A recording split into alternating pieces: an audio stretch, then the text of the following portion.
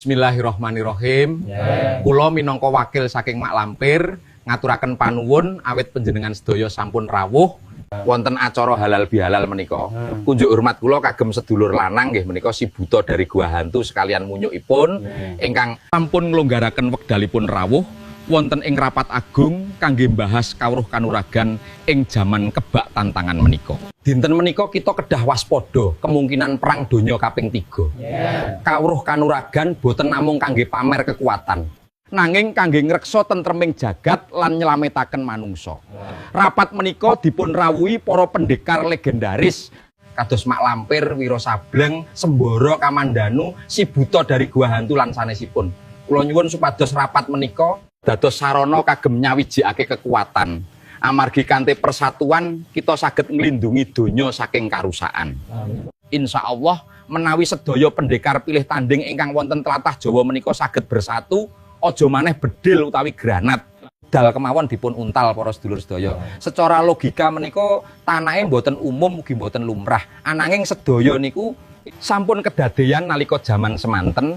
Mbak Yu kula Mak Lampir tumut ngusir bangsa Londo saking tlatah Nuswantara menika. Kanthi cara ngecakake ilmu nguntal rudal uga ilmu nglumat granat. Pramila menika kula suwun kanthi ikhlasipun Mak Lampir, mbok menawi perang donya kaping 3 estu mbledos, kanthi ilmunipun kula suwun babagan ngawang-awang kang kalebet pesawat tempur, rudal utawi granat kula pasrahaken dumateng Mbak Yu kula Mak Lampir.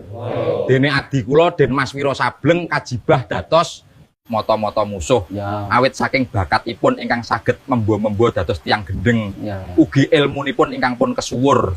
Dene Kang Mas kula si buta dari Gua Hantu sekalian munyukipun ingkang sampun kondang otot kawat balung besi kula suwun ngurusi babagan musuh ingkang nyerang saking darat. Kula percados Kang Mas si buta dari Gua Hantu saged ngatasi babagan menika. Dene adi kula nggih menika Adi Mas Sembara dipun bantu kalian Kang Mas Basir ingkang kalih-kalihipun sampun kesuwur nggadahi ilmu dibedil mecicil ditembak ngakak-ngakak. Kula percados kekalihipun saged dados garda depan wonten ing peperangan.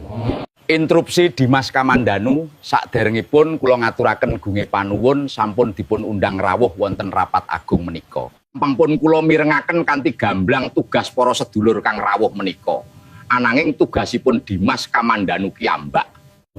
Kula mirengaken katwau kok dereng dipun sebat nggih. Pangapunten sanget saderengipun mawi kuping kula radi budheg. Pitakon ingkang sae sanget Kang Mas. Sarehne tugas-tugas wonten lapangan sampun nyekapi, kula kalih Mbok Rondo, Mbah Mistun dipun bantu malih kalian Mbah Maritun kajibah ngurusi perdapuran nggih menika ngedangaken para prajurit kang perang Kang Mas. Ini ingkang ngamanaken laut nggih menika Mantili kalian Lasmini ingkang sak menika riyaya kupat wonten dalemipun Jaka Sembung. Mila piyambakipun boten saged rawuh wonten rapat agung menika. Mbok bilih mekaten kemawon rapat agung siang niki mugi perang donya ingkang kaping 3 menika boten tamtu mbledos. Ananging kita sedaya kedah tetep waspada lan jaga-jaga.